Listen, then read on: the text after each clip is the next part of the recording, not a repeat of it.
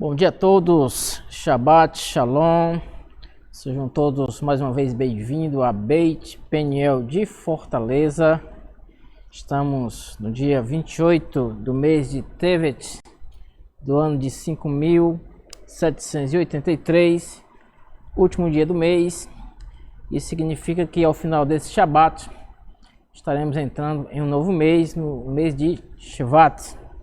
Então, estaremos também falando um pouco sobre o mês de Shvat, fazendo a conexão do mês com o mês anterior, mês de Tevet, bem como com a porção que iremos estudar hoje, que é a porção de Vairá, que se encontra lá no livro de Shemot, capítulo 6, verso 2, até o capítulo 9, verso 35. Né? Vairá, que significa eu me revelei, né?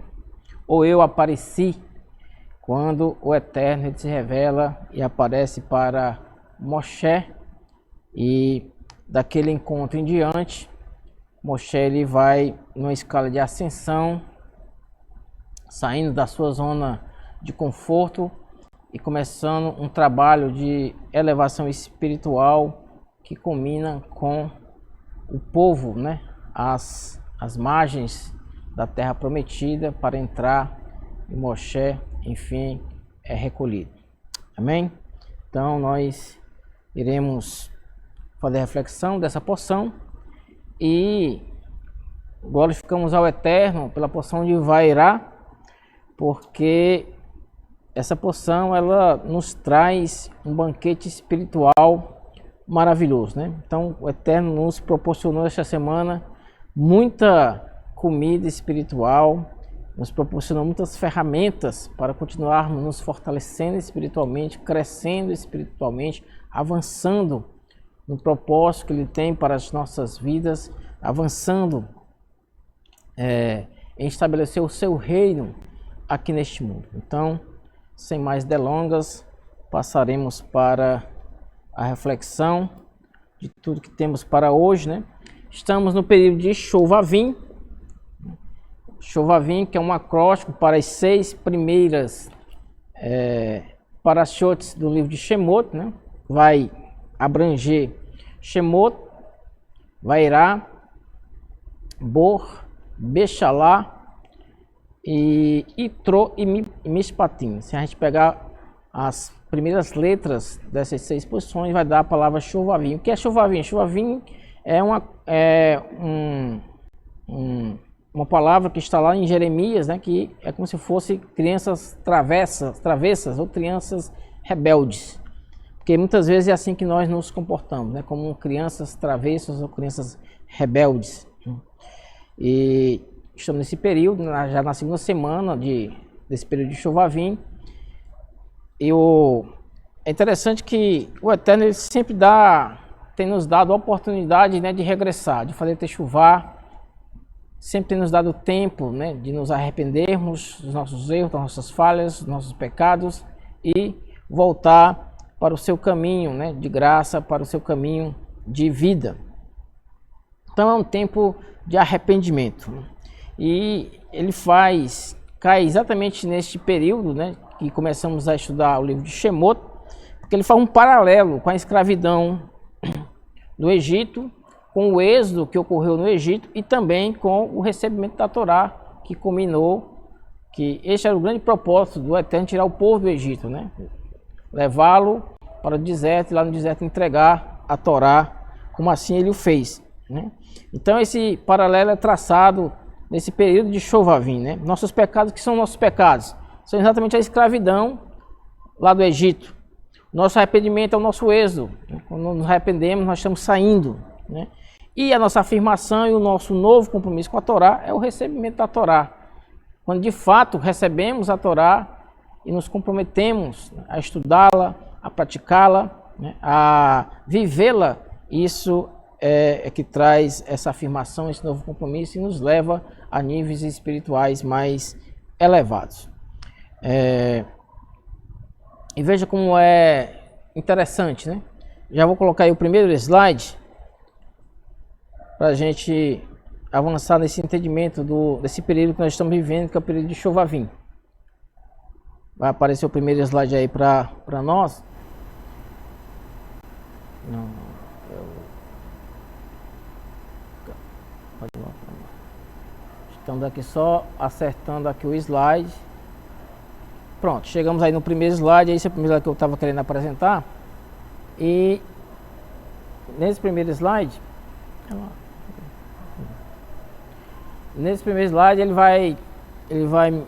vai nos mostrar aí o primeiro versículo da Torá.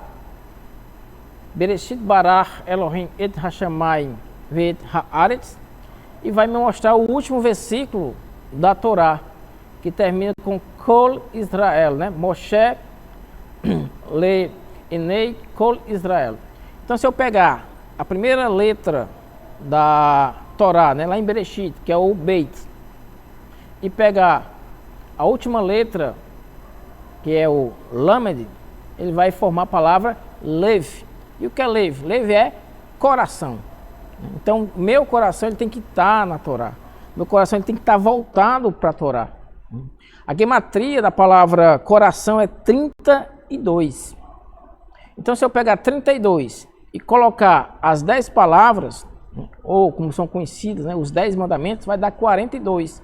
E 42 é exatamente esse período de Shovavim. São 42 dias que nós temos a oportunidade, né, de fazer um retorno, de fazer um techuvá com mais seriedade, com mais compromisso para o Eterno. Eu posso também pegar esses 32 de leve de coração e também acrescentar as 10 sefirotes, que são a árvore da vida. Então também dá 42. Se eu for pegar 42 jornadas foi o que o povo de Israel fez quando saiu do Egito. Então está aí mais uma conexão com esse período de Shovavim. E também, se eu pegar a oração de Ana Berroa, também vai estar lá os 42 nomes do Eterno. Então, você vê que tem essa conexão e de fato, né, é uma oportunidade de nós nos voltarmos para o Eterno e buscar na sua presença com mais seriedade. Então, o importante, né, que nós temos que entender de Shovavim é que é um momento especial de encorajamento, né, e de início de mudanças transcendentes em nossas vidas, né? Nós decidimos, né? Nós é que decidimos assumir a responsabilidade pela nossa própria existência, né? De uma forma mais intensa e comprometida com a Torá. Então, este é o propósito final deste período, né? De eu me comprometer de fato com a Torá e viver de fato uma vida de estudo e de prática da Torá. Porque isso é que nos leva, isso é que nos traz elevação. Então nós devemos, todos nós devemos nos concentrar em ter um comprometimento perfeito dia a dia, né? E não permitir que as coisas negativas, que as energias negativas, eles roubem a luz que a Torá ela nos dá todo dia. Você vê aí, eu sempre gosto de mostrar esse slide, vou mostrar aqui o segundo slide. Pronto, veja aí. Você tem uma espiral, né? Uma espiral é algo que você vai acompanhando, né, e vendo o crescimento, né? Nós começamos com Bereshit. Quando termina Bereshit, nós já pulamos para Shemot, depois vai para Vaikra, depois vai para Bamidbar, depois vai para Devarim. Quando termina Devarim, eu volto para Bereshit, mas eu volto lá para baixo ou eu volto para um nível mais elevado em Bereshit? Eu volto para um nível mais elevado. Então, com um novo entendimento do que é Bereshit, com a revelação, com o entendimento do que de fato é a criação, por que estou aqui, qual a minha missão e propósito. E assim vai. E de novo, Bereshit, Shemot, Vaikra, Bamidbar, Devarim, e não tem limite. O crescimento espiritual não tem limite. Ele é sempre ascendente, sempre para cima. Baruch Hashem. Baruch Hashem. E como eu disse também, nós vamos entrar no mês de Shevat. Estamos hoje no dia 28 de Tevet e ao final do Shabat estaremos entrando no novo mês, no mês de Shevat. No Talmud, Shevat é mencionado, né, com referência ao Ano Novo das Árvores, que cai neste mês. No dia 15 a gente vai estar celebrando essa festa, né? Não é um feriado completo, é considerado um feriado menor, mas estaremos celebrando essa festa de Tu B'Shvat, né, que é a festa das árvores. Festa das árvores. Vamos ver lá na frente que a Torá diz que nós somos as árvores do campo. Está lá em Isaías. E aí é muito importante a gente estar também celebrando, né, este acontecimento e avançando no nosso entendimento. A letra que está relacionada ao mês de Shevat é a mês de Tzad. E Tzad é a letra que simboliza o verdadeiro Tzadik, o justo. E a gente temos aprendido, temos entendido que o Tzadik, ele é o alicerce do mundo. Hoje esse mundo ele só está de pé por conta do justo. Se não fosse o justo, esse mundo ele já teria sido destruído. Porque um dos fundamentos da manutenção e da existência do mundo é a justiça. E os justos é que fazem com que esse mundo ele continue e permaneça de pé. Se a gente for ver a própria forma da letra de Tzad, né? Ela tem um formato de uma árvore. Vamos mostrar ela aí. Olha, então nós temos aí esse primeiro Tzad, que é quando ele é escrito no início da palavra ou no meio da palavra, né? Você vê que ele já parece uma árvore. E quando ele é escrito no final da palavra, ele muda de forma, né? Que é o Tzad Sofit. E veja também que ele se parece com uma árvore, né? Que representa a verdadeira manifestação do Tzadik no futuro. Nós seremos, né, as árvores do campo, né? E daremos nossos frutos. Né? E a gente vê lá em Apocalipse, diz que as folhas da Torá elas serão de cura para a nação, né? E nós é que daremos essas folhas, né? Através de uma vida justa, de uma vida que de fato agrada a Deus, né? Como eu disse, né, na Torá o homem ele é chamado de Etz Hassadeh, né? Ou seja, ele é a árvore do campo. Está lá em Isaías 65, 22. Ele diz que o homem ele é a árvore do campo. E a palavra Etz Hassadeh, a gematria dela é 474, que é igual a gematria de Da'at, que é conhecimento. E Da'at, conhecimento, ele é aquilo que vai... É uma singular propriedade do homem em geral e do Tzadik em particular. Porque ele é que vai fazer a conexão, né? Da'at é o poder de conectar. E o mês de Shevat é o mês da conexão do verdadeiro Tzadik, né? Da geração. A árvore da vida da geração. Vamos mostrar aí. Veja. E aí eu já faço a outra conexão. Então nós estamos vendo ali a letra Ain e a letra Tzad, né? Que forma a palavra Etz, palavra árvore. E aí eu já faço a conexão com o mês de Tevet. Qual é a letra que simboliza o mês de Tevet? É a letra Ain. E qual a letra que simboliza o mês de Shevat, que nós vamos entrar daqui a pouco? É a letra Tzad. Então se eu pego a letra Ain, né, que é a correção do olho, né, e olho para cima, o que eu tenho que ver é os justos em cima, reinando, governando. E aí eu formo a palavra árvore, né? Etz. E aí embaixo eu tenho Etz Hassadeh, que é a árvore do campo, gematria 474, e a palavra Da'at, que também é conhecimento, e também tem a gematria 474, conectando uma coisa com a outra. Baruch Hashem. A tribo que está relacionada com o mês de Shevat é a tribo de Asher, né? O nome Asher significa prazer e felicidade. O patriarca Yaakov, ele abençoou seu filho Asher, dizendo: de Asher vem o delicioso pão, e ele fornecerá as iguarias do rei. E aí fica evidente que Asher representa o sentido do paladar e do comer. Não há coisa que dá mais prazer ao ser humano de comer, né? De ter um bom paladar, de comer uma boa comida. E Asher é quem fornece essa comida, o pão, né? Nós sabemos que o pão representa também a Torá, né? Que é o pão da vida. Nosso Yeshua também. A árvore especial que Asher personifica é a oliveira, que fornece o excelente azeite com o qual a porção de Asher na terra de Israel foi abençoada. A gente vai ver quando estivermos celebrando e comemorando a festa de Tu Shevat, né? 7 espécies, né? Dentro das 7 espécies, a azeitona é a sexta, né? Na Kabbalah corresponde a Sefirah de Yesod. E quem é Yesod? Yesod representa o justo, o Tzadik, que na árvore da vida representava Yosef, o Tzadik, né? Então ali é a conexão também. O azeite de oliveira Ele representa a semente potente do tzadik de conduzir e sustentar gerações abençoadas de almas judaicas. Então você vê, olha a importância de a gente estar conectado com os tempos do Eterno, né? Entender o que Ele está fazendo, entender o que Ele está querendo, e nós correspondermos a isso que o Eterno está fazendo no nosso mundo hoje, né? O sentido retificado de comer é o sentido especial do tzadik, né?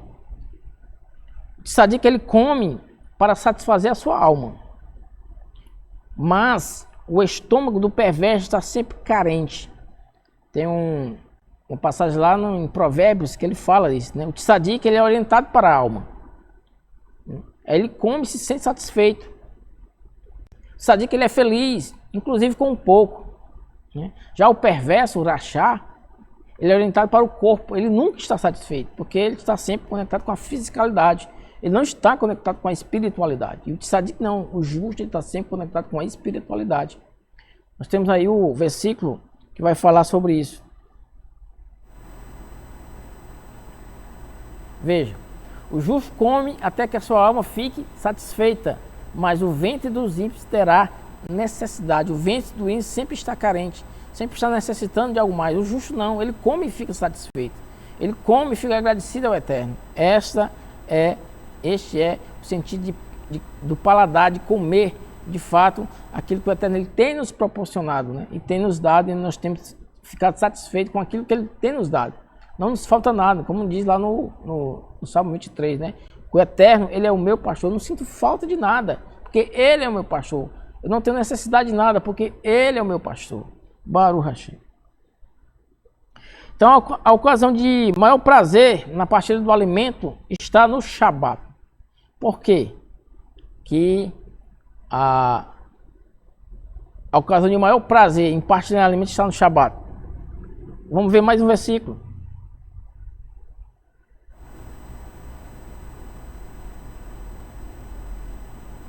Olha aí. Isso aí é quando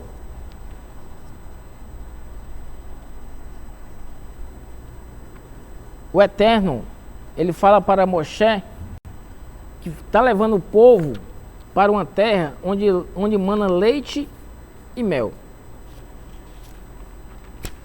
Leite e mel. Deixa eu só pegar aqui o versículo direitinho, que vai dizer lá, ó.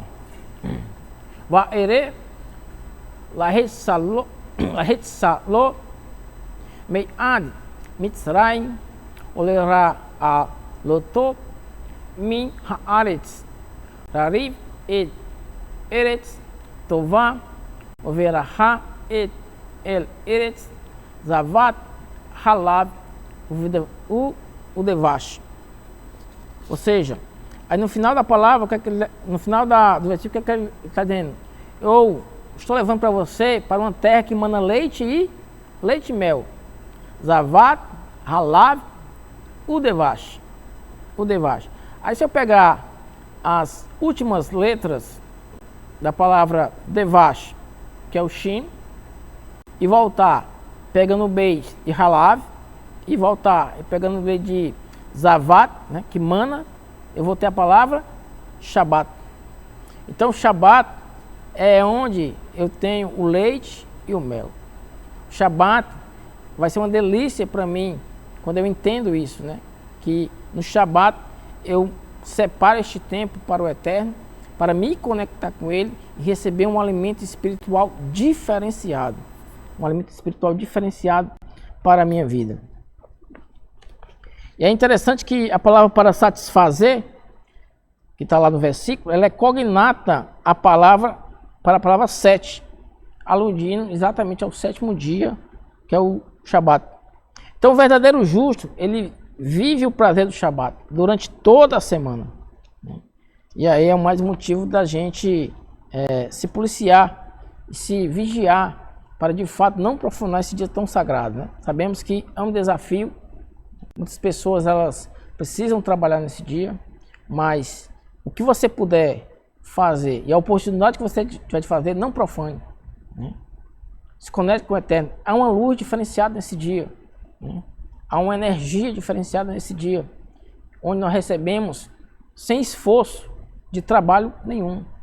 É só de conexão, se conectar e receber a luz e a energia desse dia, que nos fortalece para a semana que se inicia.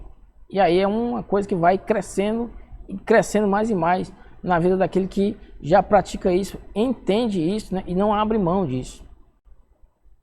A própria palavra Shevat transforma-se em Shabat, toda a palavra Tet e a letra Tet, né, e a letra Tav, ambas, né, são foneticamente intercambiáveis. Então Shevat também tem essa conexão com Shabat. Amém? Baruch Hashem. Então essa aí foi a nossa introdução. E agora vamos entrar na nossa porção de fato, né? Na porção de Vaerá. Porção de Vaerá que está lá no capítulo 6 do livro de Shemot, livro de Êxodo. Nós vamos fazer a leitura da primeira aliá. Amém?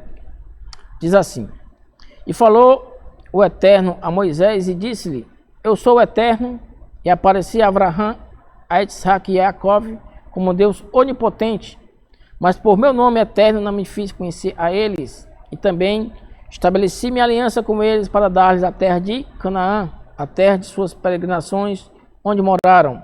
E também eu escutei o gemido dos filhos de Israel, aos quais os egípcios fazem servir, e recordei minha aliança. Portanto, diz aos filhos de Israel: Eu sou o Eterno, vos tirei debaixo das cargas do Egito, e vos salvarei do seu serviço, vos redimirei com o braço estendido, com juízos grandes, e vos tomarei por meu povo, e serei para vós Deus, e saberei que eu sou o Eterno, vosso Deus, o que vos tirará das cargas do Egito. E vos levarei à terra pela qual minha mão, e vos levarei à terra pela qual levantei minha mão para dá-la a Abraham, a Isaac e a Jacó, e dar-lhe a vós por herança, eu, o Eterno. Baruch Hashem. Veja que interessante. Só nesse versículo, o nome do Eterno ele aparece escrito de três formas, né? Aliás, é manifestado de três formas, né? Diz assim: Vayadaber Elohim el Moshe. Ele diz: Vayadaber Elohim Moshe. Ou seja, Elohim fala a Moshe. Vayomer ele ani Adonai. Ou seja, Vayomer ani Adonai. Lemos Adonai porque sabemos que não podemos pronunciar o tetragrama. Mas na realidade aqui está escrito o tetragrama. Yud, He, Vav, He. E aí vem o nome da porção. Vaerá el Avraham. Aparecia Avraham, el Isaac, a Isaac, ve el Jacob e a Jacob, be el Shaddai. Beel Shaddai.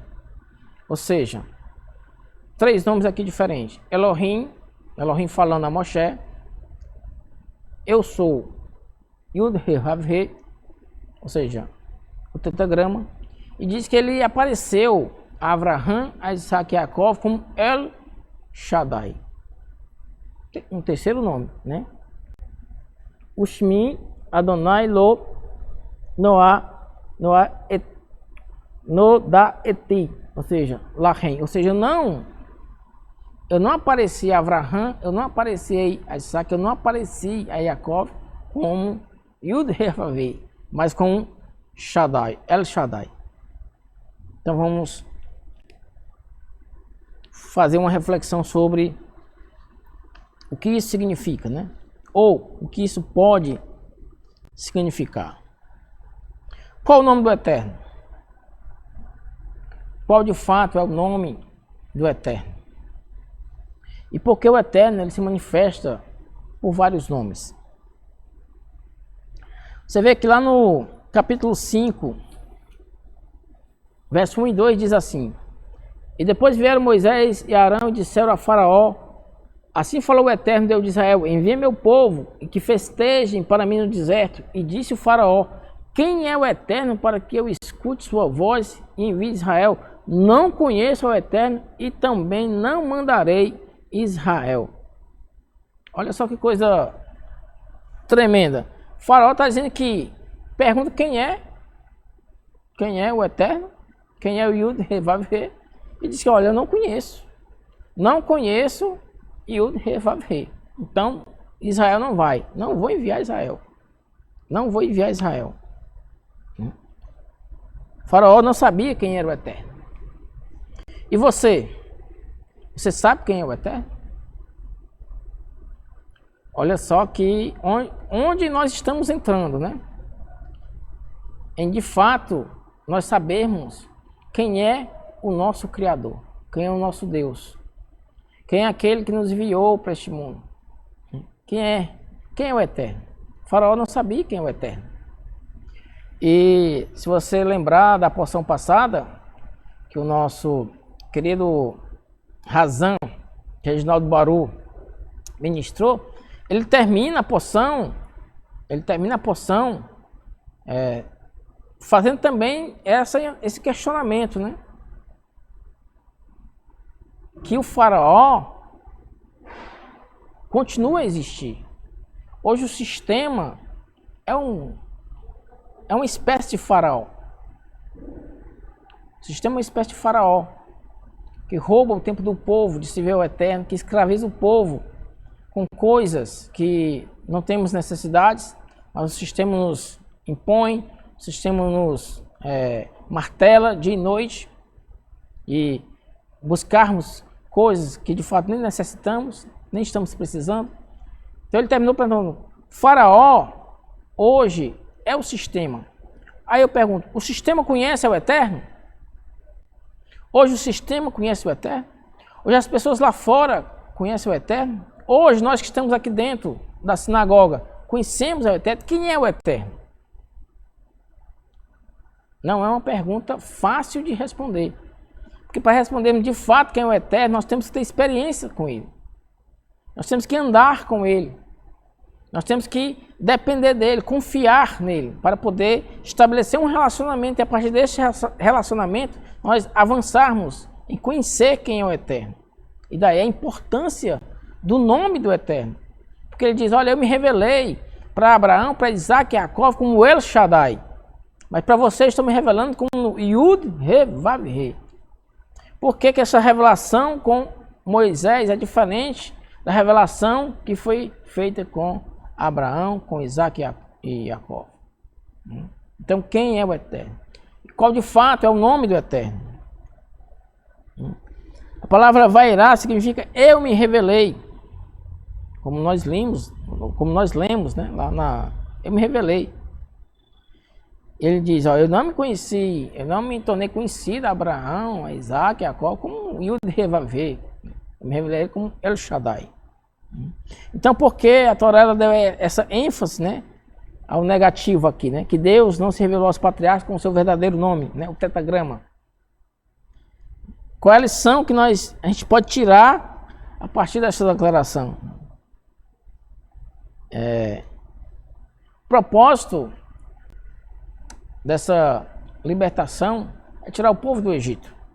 A redenção do Egito era principalmente uma ação de libertação espiritual, que ia permitir a cada hebreu, né, a cada componente da nação de Israel, servir a Deus sem interferência das nações pagãs.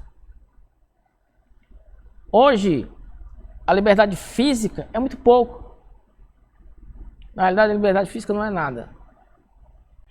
Pessoas pensam hoje que são livres, mas de fato não são livres. A pessoa diz: não, se eu quiser, eu vou comer no lugar tal, vou comer em outro local, né? Se quiser, eu vou assistir um filme no cinema A, no cinema B ou no cinema C. Se quiser hoje, eu vou para a sinagoga ou eu fico em casa. Eles acham que isso é liberdade. É uma falsa liberdade. Porque o propósito de tirar o povo do Egito é para dar liberdade física, como de fato foi dado. Mas tinha uma intenção mais elevada por trás dessa liberdade física, que era liberdade emocional, que hoje muitas pessoas não têm liberdade emocional, estão presas nas suas emoções, não sabem lidar com as suas emoções e por isso não tem uma vida de prazer, de crescimento, de desenvolvimento espiritual de qualidade adequada. E a principal das liberdades, a liberdade espiritual, para poder ser livre, para de fato servir ao Eterno, com todas as suas forças, com todo o seu coração, com todo o seu vigor, com todas as suas posses. Essa sim, isso sim é a liberdade. Isso sim é ser livre. Livre para cultuar o Eterno no Shabat. Livre para cumprir as mitzvot. Livre para estudar a Torá, praticar Tzedakah. Essa sim é a verdadeira liberdade. Não é essa falsa liberdade que a gente acha que tem. Ah, eu sou livre, né? Vou dormir hoje 10 horas, amanhã eu durmo 8, amanhã eu durmo... Isso é uma falsa liberdade. Isso é um engano do sistema, né? O sistema, olha, eu vou te dar essa margem aí de liberdade e você usa como você quiser. E as pessoas acham que elas são livres por conta disso. Não há liberdade aí. A verdadeira liberdade é a liberdade das emoções e a liberdade espiritual. Essa sim é a verdadeira liberdade.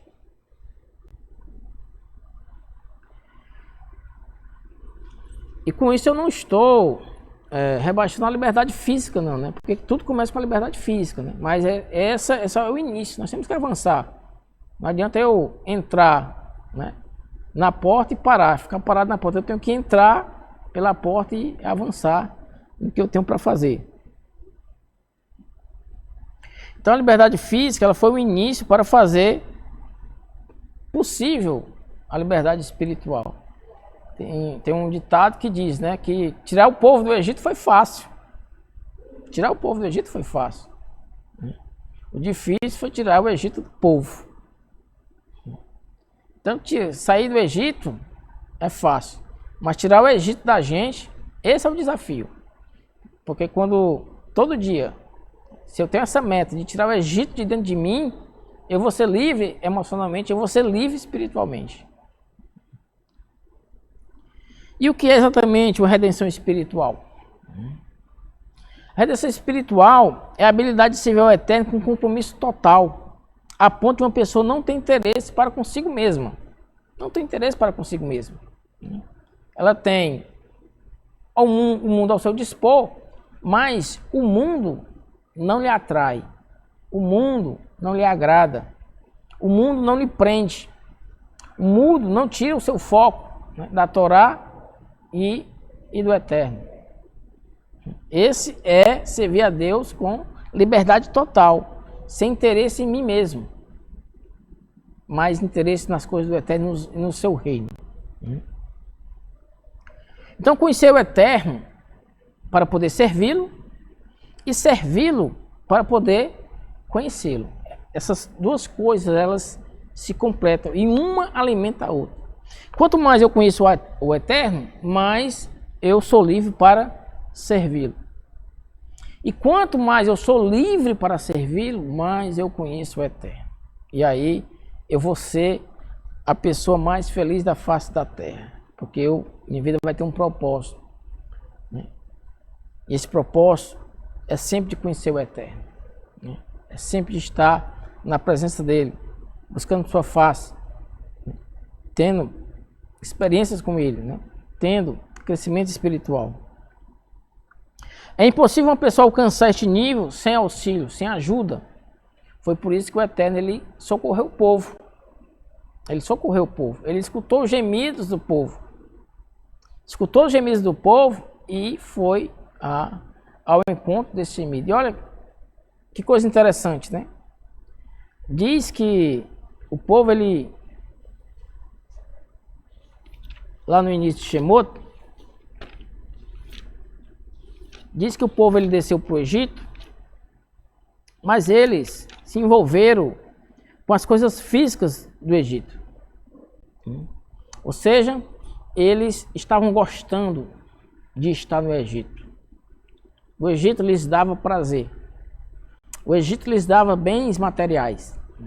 Há um engano de pensar que todo o povo era escravo e que era uma escravidão pesada, que todo o povo sofria essa escravidão. Era parte do povo. Assim como era no Egito, assim como é hoje, era no Egito.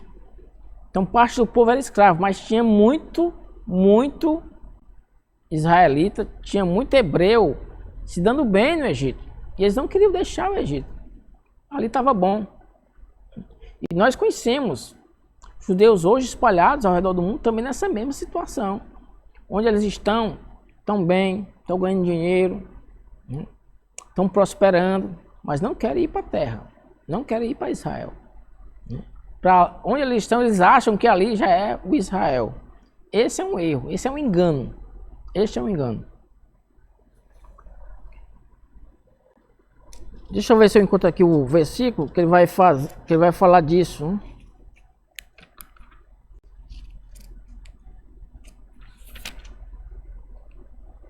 Que ele diz assim: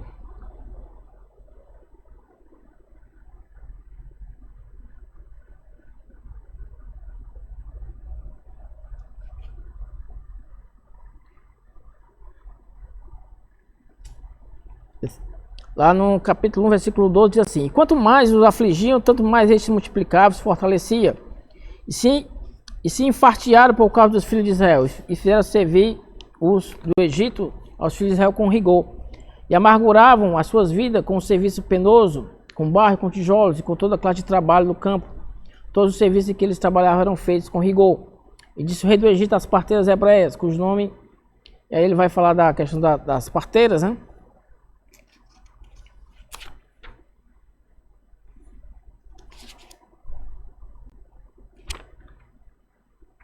Infelizmente não estou encontrando aqui o versículo que fala. Mas o que é que o versículo quer dizer? Que o povo ele estava muito conectado à terra. E quando estamos muito conectados à terra, o nosso nível espiritual ele desce, ele baixa. E era isso que está acontecendo com o povo no Egito. Tem um comentário aqui interessante de quando Moisés vai tirar o povo de lá, né? E eles,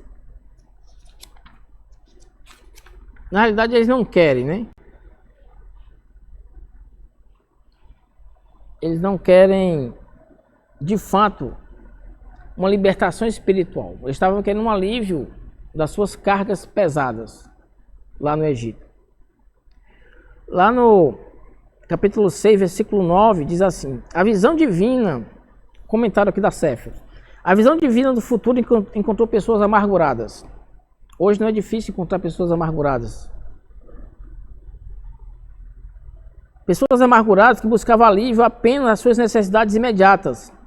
Elas não escutaram a Moisés, como que dizendo: se tens o que nos oferecer de imediato, o aceitaremos. Se podes aliviar o peso do serviço de hoje, bendito sejas, mas não partilharemos os teus sonhos de redenção, pois não ambicionamos a liberdade, sim queremos apenas repousar. Logo, é isso que nos basta neste instante. E Moisés ficou perplexo diante da pouca fé do povo. O abismo existente entre a realidade da redenção e o horizonte restrito de suas vidas entristeceu, pois grandes eventos estavam por ocorrer ao povo, mas sua única preocupação era com o benefício imediato, a redução da cota diária de tijolos.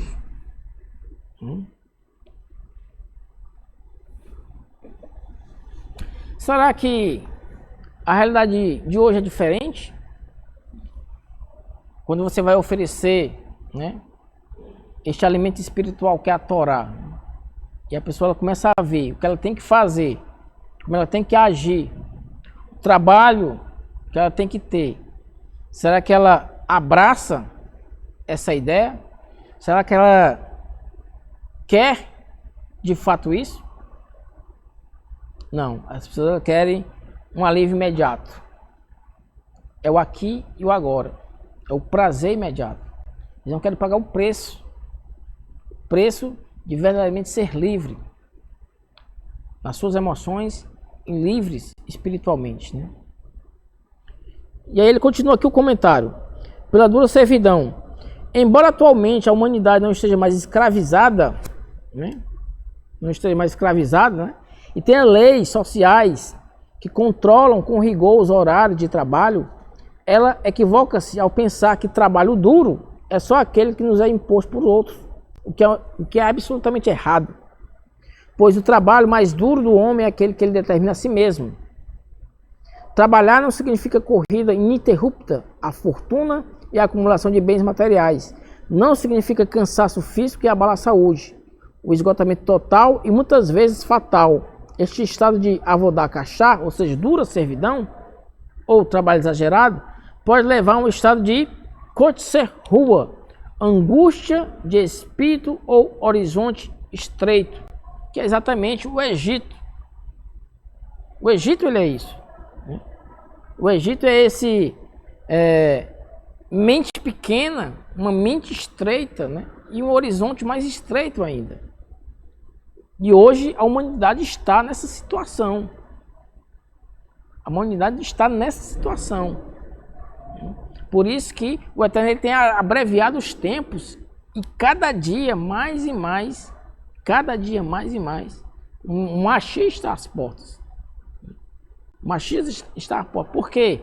Porque ao homem é imposto uma servidão que lhe estreitamente. Não à toa vivemos os níveis espirituais mais baixos da história. As pessoas querem saber de entretenimento. As pessoas querem que massagem nos seus egos. Não querem compromisso de fato com aquilo que traz vida de verdade e libertação de verdade. Então, angústia de espírito ou horizonte estreito, levando o homem a esquecer que o ser humano é uma composição de corpo, alma e espírito. Corpo, alma e espírito. Olha só. Quem é o corpo? É a Nefesh. Quem é o espírito? O Rua. E a alma é a Neshama. E este espírito também tem direito a ser alimentado. Como a humanidade será feliz e como poderá ser promissor seu futuro se cada um dedicar um pouco de energia também àquele trabalho espiritual que visa um aperfeiçoamento do instinto, ao aprofundamento do saber e ao enobrecimento de despojos e aspirações mais elevadas. Então, era essa a situação.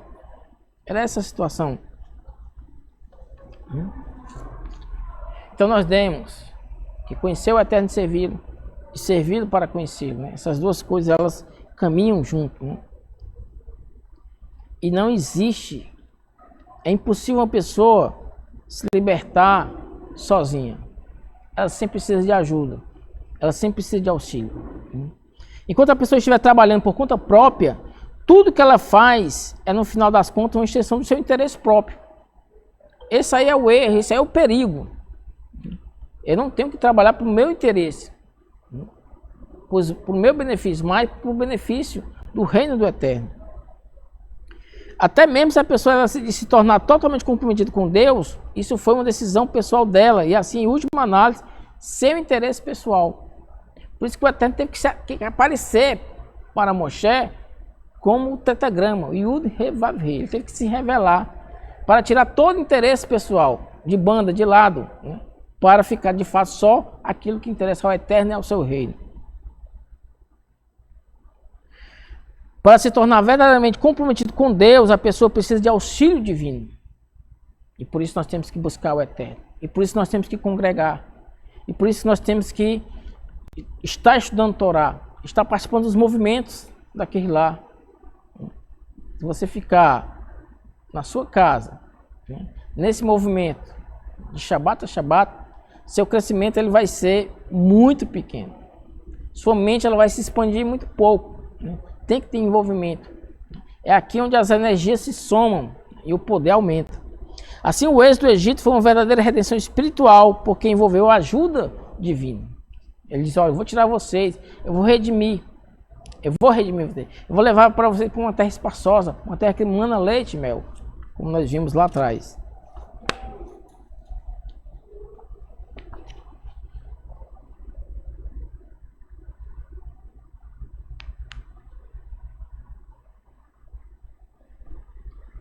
E só assim a redenção virá, né? Como diz lá em Isaías 11:9. E assim também será com a verdadeira e completa redenção, quando nós seremos genuinamente livres para servir a Deus, Pois a terra estará cheia do conhecimento do Eterno, como a água cobre o mar. Esse é o propósito, de encher a terra do conhecimento do Eterno, assim como as águas cobrem o mar. Assim será o conhecimento do Eterno. Ele tem que se expandir, ele tem que se espalhar. E as pessoas têm que conhecer quem de fato é o Eterno, né? Conhecê-lo para servi-lo, servi-lo para conhecê-lo. E aí a diferença entre a revelação para Moshe e a revelação para os patriarcas, né? Os patriarcas, eles serviam ao Eterno com emoção. Os patriarcas, eles não estavam preocupados com perguntas e respostas. Eles queriam servir ao Eterno. Então eles colocavam a emoção à frente. E eles foram. Eles não questionavam. Você vê que Moshe, ele questiona, né? Ele viu a sarça, ficou curioso, né? O que é essa sarça ardendo? Aí o Eterno dá a missão para eles assim, sim, e eu chego lá, eu vou dizer quem foi que me enviou, como é o seu nome. Moshe, ele questiona, Moshe, ele quer ir mais além. Os patriarcas não. Você vê como Abraão, ele diz, ó, sai da tua terra, da tua parentela. Abraão simplesmente obedeceu e foi, não questionou. Ele estava ali com a emoção. Nós precisamos dessas duas coisas. Se vê o Eterno com emoção, como foi Abraão, Isaac e Jacó, e se viu o Eterno com o nosso intelecto, com o nosso conhecimento, como foi com Moshe. Essas duas coisas, elas têm que andar juntas, elas têm que combinar, e assim a gente vai conseguir avançar. Então nós devemos se ver o Eterno com a emoção e também com o intelecto. Baruch Hashem. E é interessante que, se eu pegar a gematria de Shaddai, vai dar 314. E eu pegar a gematria do Yud He Vav He, vai dar 26. Vai dar 26. 314 mais 26 dá 340. E 340 é exatamente a gematria do nome Shem. Que esse é o nome pelo qual nós conhecemos o Eterno, né? Hashem. Que é o nome mais adequado nós estarmos chamando ele. Porque o nome, o tetragrama, ele é impronunciável. Nós não podemos pronunciar, nós somos proibidos de pronunciar esse nome. Por quê? Porque se eu pronuncio, se eu sei a pronúncia e faço isso, eu estou me relacionando com algo onde eu não vou suportar o retorno daquela luz. Então, eu tenho que ir passo a passo, passo a passo.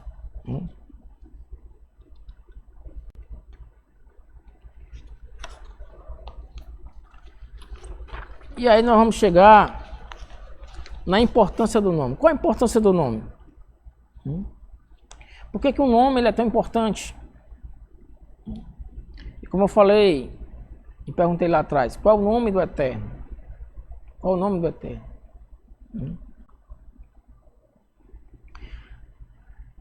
O nome ele é tão importante que basicamente essa foi a primeira tarefa que o Eterno deu a Adão lá no paraíso. Você vê lá no capítulo 2 de Gênesis, capítulo 19 e 20, diz assim: da terra formou, pois, o Senhor Deus todos os animais do campo e todas as aves dos céus, e os trouxe ao homem para ver como ele chamaria. E tudo que o homem chamou a todo ser vivente, isso foi o seu nome. Assim o homem deu nome a todos os animais domésticos, às aves dos céus e a todos os animais do campo, mas para o homem não se achava ajudadora idônea. Olha só que coisa tremenda. E a importância do nome. A importância do nome. Antes desse versículo, ele vai falar da separação do Shabat, que foi a primeira coisa que o Eterno santificou aqui na terra. Ele santificou o tempo. Olha a importância do tempo. A primeira coisa que o Eterno santifica é o tempo. E é o que ele faz? Para simbolizar essa santificação, ele criou o Shabat. Então o Shabat é a santificação do tempo. É a separação de parte do tempo que nós dedicamos ao Eterno.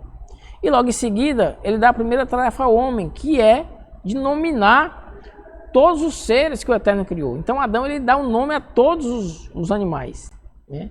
E é interessante que o nome, ele descreve o que é a pessoa, o nome ele define o que é a pessoa, e o nome ele revela a natureza da pessoa. Por isso a importância do nome do Eterno. Por isso essa revelação aqui com Moshe do Yud He Vav He. Olha só como o que eu estou falando, como é verdade. Deixa eu pegar aqui mais um.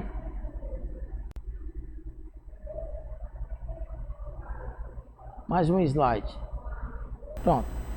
Veja aí, essa figura aí. Essa é a figura de um cachorro, né? No hebraico, o cachorro se chama Kelev. Quem foi que pôs esse nome nele? Adão. Adão viu lá essa figura, esse animal, e disse: olha, isso aí é o Kelev. É um Kelev, né? Interessante, Kelev.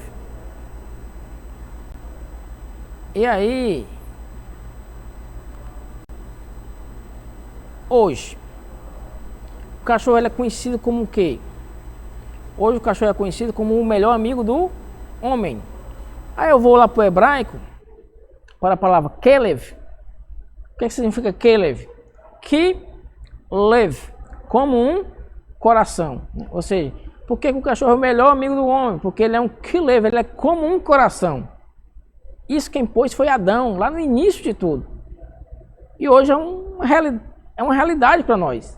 O cachorro é o melhor amigo do homem. Para você ver a importância do nome. Então o nome ele define a pessoa. O nome ele descreve a pessoa. O nome ele revela a natureza da pessoa.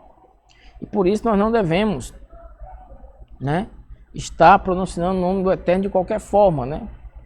Porque aí eu vou estar de alguma forma desonrando ou desrespeitando. Deus ele é perfeito, Deus ele é infinito, Deus ele é indefinível. Então ele não pode ser nomeado. Por isso que nós chamamos ele de Hashem. Ele é o nome. É Hashem. Assim Deus ele não tem nome. Somente nomes. Descrições dos vários padrões de comportamento que pode ser relacionado à sua influência em nossas vidas. E aqui tem uma aparente contradição, né? Porque diz que ele é um e o seu nome é um. Se ele é um e o seu nome é um, por que ele tem vários nomes? Por que o Eterno tem vários nomes? Se ele é um e o seu nome é um. Na realidade, o objetivo e o propósito é no final de todos sermos um. Todos sermos um. Assim como o Eterno é um. Assim como o Eterno é um, todos sermos um. E todos termos o nome, o qual nós iremos de fato sermos definidos e descritos e revelar de fato a nossa natureza. Mas por que vários nomes? Por que o Eterno tem vários nomes? O problema não está do lado de lá, o problema está do lado de cá, porque nós somos seres fragmentados. Então ele vai ser aquilo que nós precisamos que ele seja. Se eu preciso de cura, ele vai ser a minha cura. Se eu preciso de libertação, ele vai ser a minha libertação. Então o Eterno tem vários nomes porque nós somos seres fragmentados. Então ele vai agir conforme a nossa necessidade, conforme aquilo que nós estamos precisando. Por isso que ele tem vários nomes, né? Mas ele é um e o seu nome é um. Veja que interessante. Lá em Apocalipse, capítulo 2, na carta a Querrilá em Pérgamo, diz assim, Apocalipse 2, capítulo 12. Ao anjo da Querrilá em Pérgamo escreve, estas coisas diz aquele que tem a espada afiada de 2 gumes. Conheço o lugar em que habitas, onde está o trono de Satã, e que conservas o meu nome e não negaste a minha fé, ainda nos dias de Antipas, minha testemunha, meu fiel, o qual foi morto entre vós, onde Satã habita. Tenho todavia contra ti algumas coisas, pois que tens aí os que sustentam a doutrina de Balaão, o qual ensina a Balaque a armar ciladas diante dos filhos de Israel, para comer coisas sacrificadas aos ídolos e praticar a prostituição. Outros sim, também tu tens, os que da mesma forma sustentam a doutrina dos nicolaítas. Portanto, arrepende-te. E se não, venho a ti sem demora, e contra eles pelejarei com a espada da minha boca. Quem tem ouvidos, ouça o que o Espírito diz às Querlotes. Ao vencedor dar-lhe-ei do maná escondido, bem como lhe darei uma pedrinha branca, e sobre essa pedrinha é escrito um nome novo, o qual ninguém conhece, exceto aquele que o recebe. Olha aí a importância do nome. Todos nós teremos um nome novo, né? O qual, né, só vai conhecer aquele que recebe esse nome, né? De uma pedrinha branca. Sobre essa pedrinha branca é escrito um nome novo. Veja que ele tinha contra a igreja de Pérgamo aqueles que defendiam a doutrina de Balaão, sustentavam essa doutrina, né? Qual era a doutrina de Balaão? Era a prostituição, né? Era uma vida carnal, uma vida na fisicalidade, sem as experiências espirituais. Veja aí como as coisas se conectam uma coisa com a outra. Nós estamos falando sair, né, do mundo físico, sair do Egito e ir para uma vida de trabalho e crescimento espiritual. Então, pelo fato de sermos seres fragmentados, nós acabamos tendo vários, o Eterno acaba se manifestando conosco, né, através de vários nomes. A coisa mais importante na vida de um ser humano é conhecer ao seu Criador, o Eterno. Disso depende a sua jornada, bem como o cumprimento de todo o seu propósito na face da terra. Conhecer ao Eterno e prosseguir em conhecê-lo, isso deve ser uma meta diária para nós, uma meta diária. Olha o que está escrito lá em João 17,3, em Yohanan 17,3. E a vida eterna é esta, que te conheço a ti, o único Deus verdadeiro, e é Yeshua HaMashiach quem enviaste. Olha o que está escrito lá em Oséias 6,3. Conheçamos e prossigamos em conhecer ao Senhor. Como a árvore, a sua vinda é certa, e ele descerá sobre nós como chuva seródia que rega a terra. Olha só que coisa tremenda. Se a gente for ver lá o texto, ele vai falar da chuva seródia, vai falar da chuva temporã. A chuva seródia, qual era o propósito dela? Preparar a terra para receber, né, a semente, e depois a semente receber a chuva de fato. Queria fazer com que a semente frutificasse. Nós já passamos por essa chuva. Estamos agora na chuva temporã, onde de fato iremos dar frutos. Onde as almas judias estão sendo dispersas. Onde o mundo ele está queimando por libertação, queimando por liberdade, queimando por transformação, por cura. Essa é o tempo que nós estamos vivendo hoje, a da chuva temporã. Então não há conhecimento mais sagrado e mais vital para a salvação do que o conhecimento do Eterno. Crescer no conhecimento do seu amor, da sua justiça, da sua misericórdia, da sua natureza, é o objetivo de todo crente verdadeiro. Em nossa limitação, jamais seremos capazes de compreendê-lo completamente, pois ele é infinito e é espírito, mas a cada dia devemos buscar mais sobre ele, prosseguir na busca do conhecimento do Todo-Poderoso. Essa é a nossa meta diária. Este é o nosso desafio. E aí você pode perguntar, mas como é que eu vou me relacionar com alguém que é espírito, né? Como é que vai se dar esse relacionamento? Pela fé, pela emuná. A emuná ela tem dois elementos que vai combinar com aquele de conhecer e servir e conhecer, que é a fidelidade e a confiança. Se eu confio no Eterno, eu serei fiel a Ele. E se eu sou fiel a Ele, eu confio nele. São coisas que vão se retroalimentando, né? A fidelidade alimenta a confiança, e a confiança alimenta a fidelidade. Conhecer alimenta o servir, e o servir alimenta o conhecer. Vê que são coisas que estão relacionadas. São ferramentas que o Eterno nos legou para que nós possamos, de fato, nos encontrar, nos curar, nos libertar e sermos, de fato, a imagem e semelhança dele. Baruch Hashem. Avançando.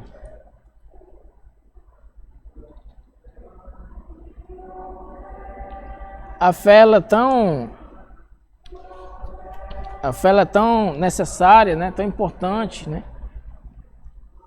Que lá em Mateus 17:20 diz: pois em verdade vos digo que se tiverdes fé como um grão de mostarda, direis a este monte, passa daqui para acolá, e ele passará, nada vos será impossível. A fé vai nos levar ao impossível, ao impossível. Esse texto está falando tanto de forma metafórica como de forma literal. Literal. Eu nunca vi alguém dizer a um monte, sai daqui, vai para lá e foi. Nunca ouvi nem relatos que isso um dia tenha acontecido. Para você ver como o nosso nível de emuná, ele está aquém daquilo que o Eterno nos entregou, que está nas nossas mãos. Agora, para isso acontecer, eu preciso de intimidade, eu preciso de conhecimento, eu preciso de relacionamento com o Eterno para sair desse nível para um nível maior. Lá em Abacuque 2, João 4 diz que o justo ele vai viver pela fé, ele vai viver pela emuná. O justo ele vai viver pela confiança e pela fidelidade no Eterno. Foi por isso que ele escolheu Moisés, foi por isso que ele se revelou para Moisés. Porque Moisés ele era fiel, e ele confiava no Eterno. E ele foi adiante, seguindo as instruções do Eterno, e fazendo a vontade do Eterno, e realizando o propósito do Eterno.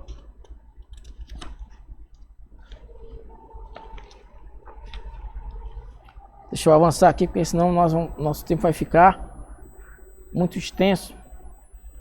E o propósito é a gente passar a mensagem e que depois a gente possa refletir, colocar em prática aquilo que o Eterno tem nos proporcionado.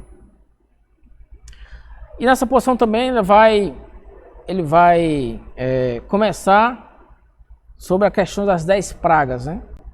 Nós sabemos que foram 10 pragas.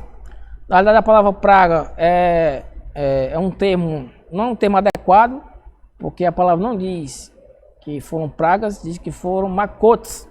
Macotes são golpes, macotes são chicotadas, né? Então, na realidade, foram chicotadas, né? Foram golpes que o Eterno ele deu no Egito para que o Egito libertasse, né, o povo de Israel e o povo fosse para o deserto, e no deserto ele lá recebesse a Torá.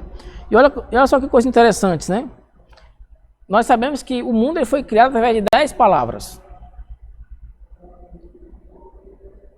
E o mundo ele é sustentado pelas 10 sefirotes. E aqui, literalmente, o Eterno está destruindo o mundo por 10 chicotadas. Para que o povo vá para o deserto e possa receber as 10 palavras. Então olha aqui o 10, né? Foi criado com 10 palavras. As 10 sefirotes sustentam o mundo. O Egito teve que levar 10 chicotadas, né? E ser destruído para poder o povo ir para o deserto e receber as 10 palavras, né? Então o 10 aí está muito ligado e é muito interessante esse fato. Nessa porção nós vamos ver que foram somente 7 chicotadas, né? 7 macotes, e as outras 3 na porção seguinte. E isso tem uma explicação, não foi dividido assim à toa. Não tá as 10 nessa porção porque não tá as 10 nessa porção porque não coube. Não é por conta disso, né? É porque, como eu acabei de falar, ele está relacionado à árvore da vida. Então aqui era uma correção da árvore da vida. Porque o Egito, ele corrompeu as emoções humanas. Ele corrompeu a mente humana. O Egito, ele faz isso, o sistema faz isso. O sistema tem esse poder de corromper a mente humana. O sistema tem esse poder de corromper as emoções humanas. Então o Eterno ele começa um trabalho de correção a partir do golpe, né? De transformar o Nilo em sangue, que está relacionado com a Sefirá de Malhut. E a partir daí corrigir a árvore da vida. Então por que são 7? Porque primeiro vai corrigir as emoções. Então as 7 primeiras chicotadas, os 7 primeiros golpes foram para corrigir as emoções, né? E Os 3 golpes seguintes, que vai ser lá na porção Bo, vai corrigir o mundo superior, né? Que é Keter, Hormá e Biná, que vai estar relacionado à mente, ao pensamento e ao coração. Mostrar que nós temos que ter a nossa mente expandida. Por isso que são 7 nessa porção e 3 na porção seguinte. Então, muito rapidamente, nós vamos passar agora para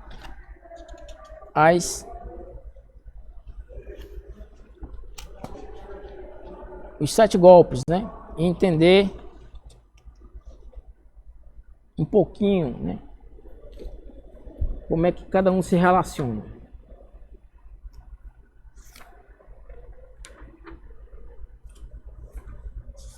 Então vamos lá.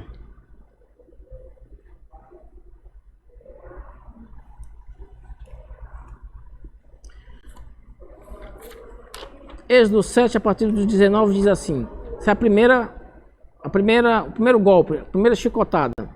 E disse o Eterno a Moisés: diz a Arão: toma tua vara e estende tua mão sobre as águas do Egito, sobre os seus rios, e sobre os seus canais, e sobre suas lagunas, e sobre toda a reunião de água, e serão sangue. Sangue haverá em toda a terra do Egito, e nas madeiras e nas pedras. Então, foi a primeira macote, né? O primeiro golpe. O que é que isso simboliza? O que isso significa, né? Sangue. O Egito ele tinha uma confiança que ela era destrutiva.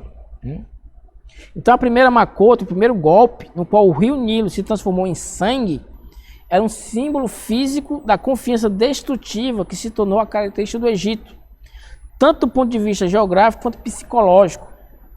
Em vez de uma confiança construtiva, que edifica o caráter espiritual e promove a sensibilidade para com o próximo, a confiança egípcia fomenta o domínio e a exploração. Quando a percepção de confiança das pessoas se torna realmente corrupta, isso pode levar a gerar rios de sangue, como os egípcios de fato fizeram. Ou seja, eles endeusavam o Egito, eles confiavam, né, nas águas do Egito, não confiavam no Eterno. Foi por isso que o Eterno ele deu o primeiro golpe naquilo que era o Deus para os egípcios, naquilo que era a confiança do Egito. Ou seja, a nossa confiança não pode estar nas coisas da natureza, nem nas coisas construídas pelo homem, nem no nosso intelecto, nem na força das nossas mãos. Nossa confiança tem que estar no Eterno. Então, essa é a primeira correção que nós temos que fazer nas nossas emoções. Nós temos que corrigir a nossa confiança, restaurar a nossa confiança e, de fato, confiar no Eterno, né? Que Ele nos criou, que Ele se preocupa conosco, que Ele tem responsabilidade conosco, que Ele vai suprir as nossas necessidades, não confiar no homem, né? A palavra diz: maldito o homem que confia no homem. Esse confia no homem aí no sentido de depender do homem, né? O suprimento, depender do homem, né? A resolução dos nossos problemas, né? Não é nesse sentido. Nós devemos sim confiar nas pessoas, mas nós devemos depender somente e somente do Eterno. A segunda praga foi a das rãs, né?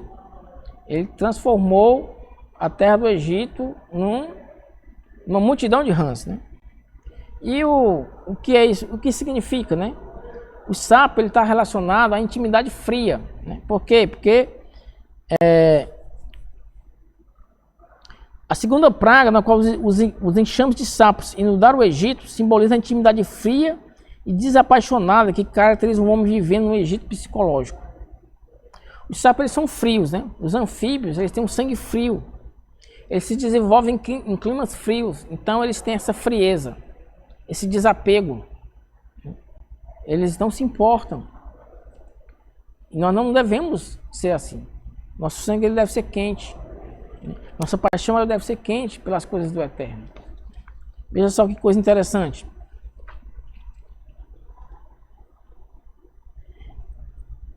Se eu tenho frieza, né? O meu estado emocional vai ser de apatia.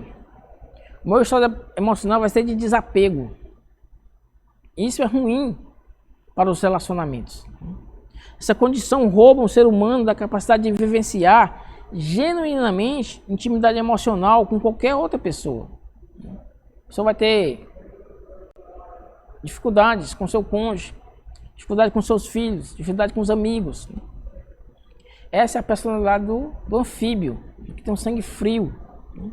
É a pessoa que, quando você pergunta a ela, qual a diferença entre ignorância e apatia, ela diz, eu não sei nem quero saber.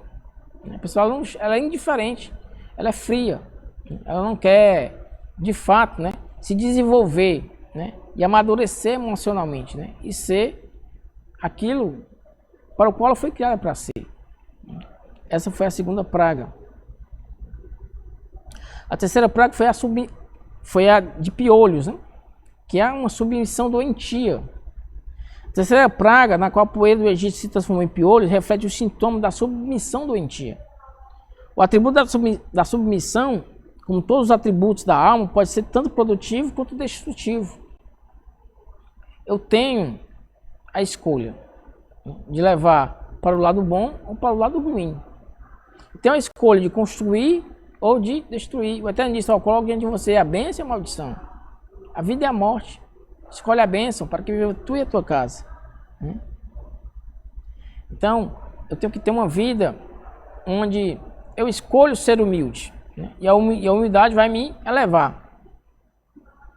A submissão egípcia ela era destrutiva, porque ela usava uma falsa humildade. A falsa humildade ela esmaga o espírito da pessoa. E uma pessoa que tem um espírito esmagado, ela não tem entusiasmo. Ela não tem vontade de viver. Você vê que hoje nós vivemos uma época onde a depressão ela tem atacado milhares e milhares de pessoas. Aliás, milhões de pessoas. É um mal do século. E o Rabino Shaul já falava disso, né? A gente não deve andar ansioso, nem preocupado por coisa alguma. E hoje é uma realidade. As pessoas elas andam ansiosas. Elas andam preocupadas em excesso. E isso tira o ânimo de viver. Isso tira da pessoa o entusiasmo pela vida. Tem o Rabino Arão de Calim, ele disse uma frase que ela é muito verdadeira. Ele diz, depressão não é um pecado. Depressão não é pecado. Porém, aquilo que a depressão faz, nenhum pecado pode fazer. Olha só que doença maldita. Que doença destrutiva, né? Nenhum pecado pode fazer aquilo que a depressão faz. Quer tirar o ânimo da pessoa. Quer tirar a vontade de viver. E muitas vezes as pessoas desistem da vida por conta disso, né? Então essa era a terceira praga. E essa é a correção que nós devemos fazer na nossa vida, né? De ter ânimo para a vida. De ter prazer e ter gozo. Só a Torá pode fazer isso. A quarta praga são as feras, né? O que são as feras? São uma ambição selvagem. Um bando de feras selvagens atacou o Egito. É o símbolo físico da ambição doentia. As pessoas elas querem ter, querem acumular. Muitas vezes elas nem desfrutam daquilo que elas conseguem, né, obter. E muitas vezes aquilo que ela obtém afasta a pessoa da Torá, afasta as pessoas do caminho do Eterno, né? É uma ambição selvagem. O Eterno ele não quer isso. Nós devemos ter o suficiente para suprir as nossas necessidades, né? Para podermos ajudar o outro, ajudar o próximo. E assim nós construímos uma sociedade justa. Uma sociedade onde as pessoas elas não precisem passar fome. Porque temos alimento suficiente para tudo isso. Mas a ambição selvagem, ela tem causado isso. Então também essa correção que nós temos que fazer nas nossas emoções, né? O que é que eu quero ter? E para que eu quero ter, né? A quinta praga foi a praga da epidemia, né? Essa praga ela aniquilou os rebanhos do Egito. Ela serviu como uma incorporação física da compaixão dissimulada, que como uma epidemia prejudica silenciosamente as pessoas sem que elas percebam, né? O que é compaixão? A Kabbalah declara que compaixão é a mais poderosa e duradoura que o amor. O amor geralmente não enxerga as falhas do ser amado. Portanto, quando as falhas emergem, elas podem enfraquecer o amor, se não destruí-lo totalmente. A compaixão, por outro lado, leva em consideração todos os defeitos do indivíduo e, apesar disso, estende o coração em uma mão amiga. Essa é a compaixão moral, a capacidade da alma sentir o sofrimento e as necessidades do próximo. Nós acabamos de passar por uma epidemia. Nós vimos isso nessa epidemia. Como as pessoas queriam levar vantagens sobre as outras, porque aquela estava numa situação muito mais desconfortável do que a outra. Nós vimos como recursos públicos foram desviados sem nenhuma compaixão. Dinheiro que era para comprar respirador não foi comprado. Dinheiro que era para comprar medicamento não foi comprado. Dinheiro que era para comprar máscaras, oxigênio, não foram utilizados. Faltou compaixão. Essa é a compaixão doentia. Essa é a compaixão dissimulada, né? E por isso a epidemia. Será que aprendemos? Será que todos aprenderam? Eu creio que não. Eu creio que não, porque as pessoas queriam, né, estavam querendo que a epidemia acabasse para viver as suas vidas antigas, voltar às suas velhas práticas. E hoje já está indo tudo novamente, né? Estamos aí às vésperas de carnaval, à véspera de micaretas, né?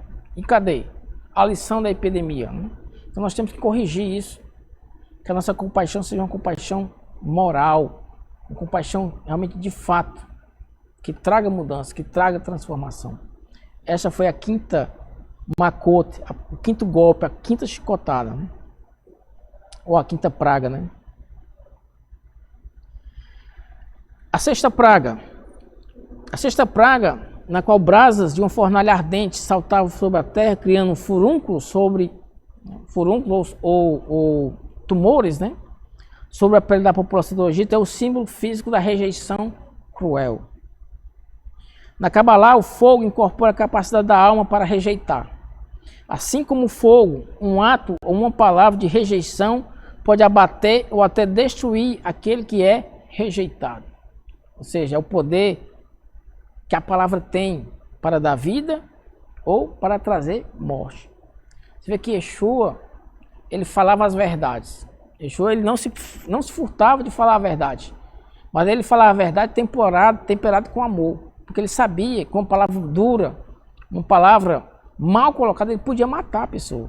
E o propósito não é matar, o propósito é trazer libertação, é trazer cura.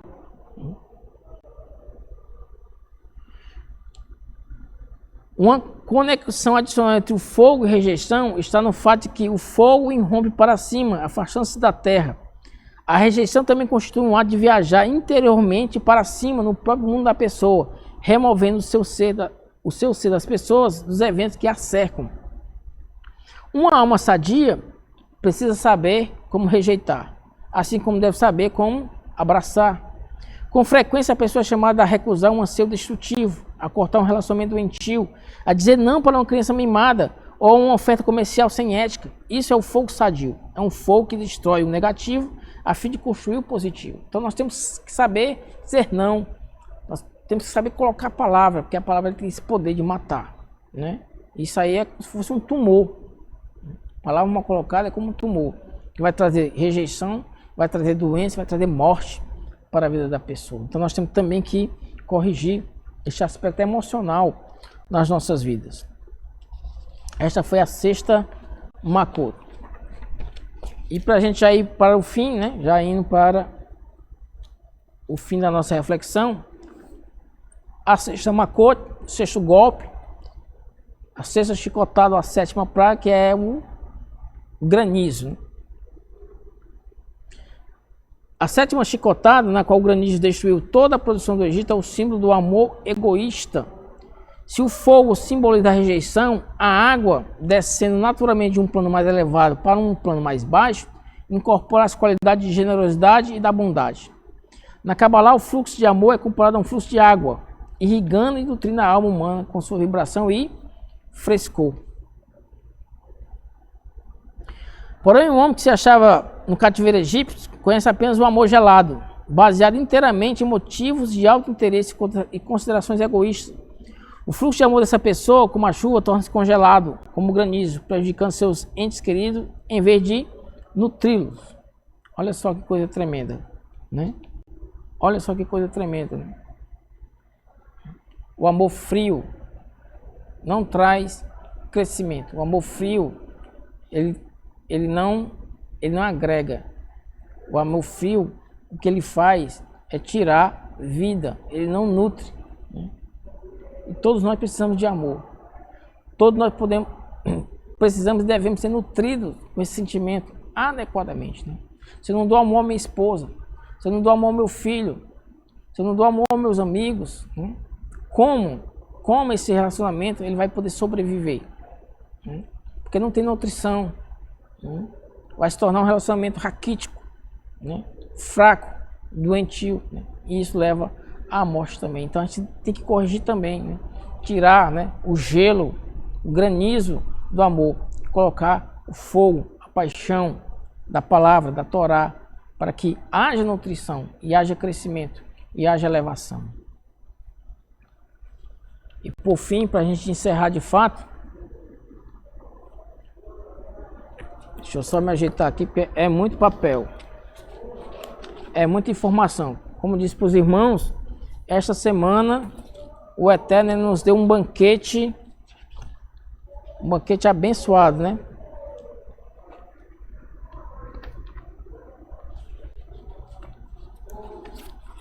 Para a gente encerrar.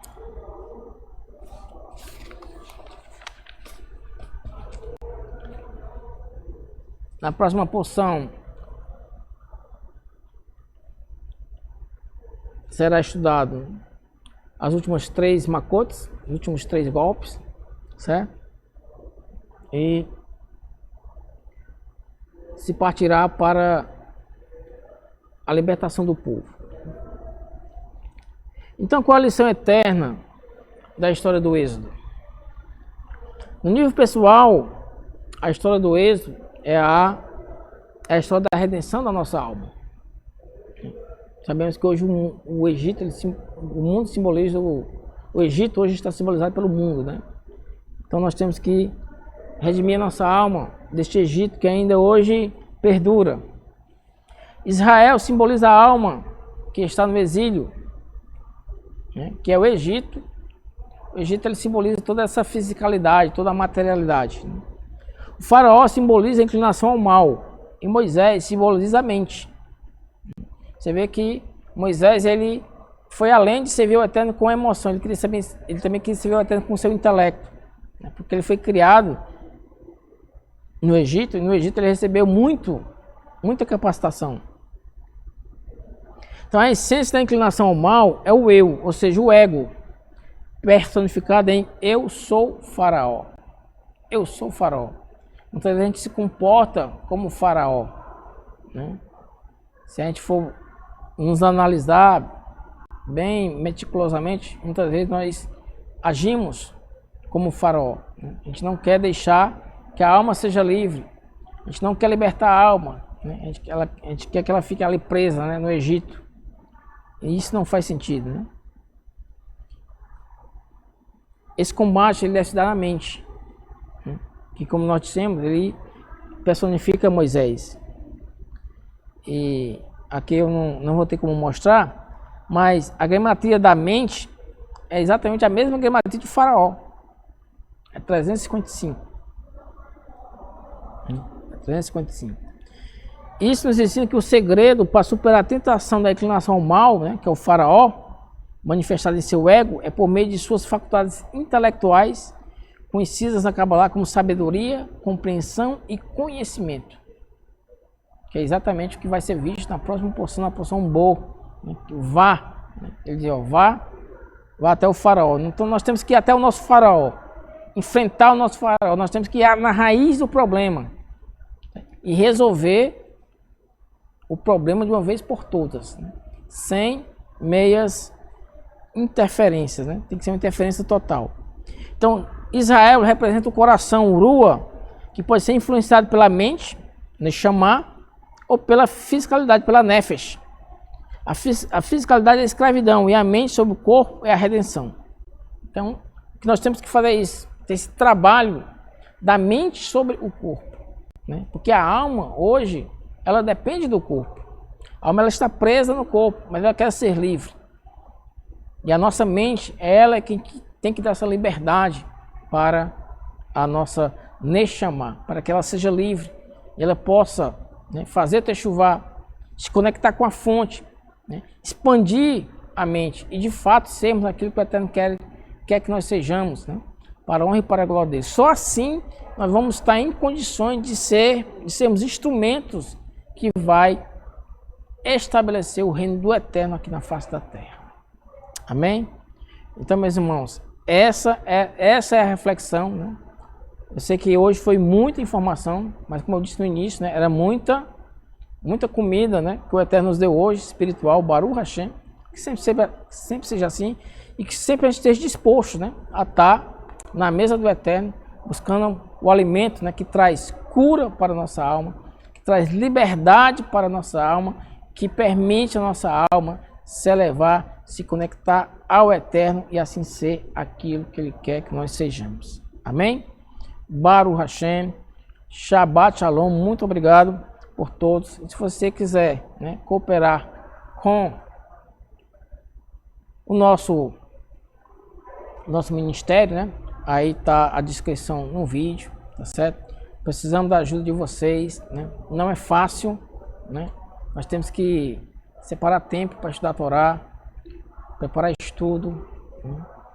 Nós temos os nossos desafios, né, financeiros, nós temos as nossas famílias, os nossos trabalhos, né, mas o Eterno Ele tem nos dado graça, né, e a gente tem podido, né, avançar na nossa techuvá, completar, né, essa oportunidade que o Eterno nos deu. Então nós somos muito gratos por tudo que o Eterno tem feito.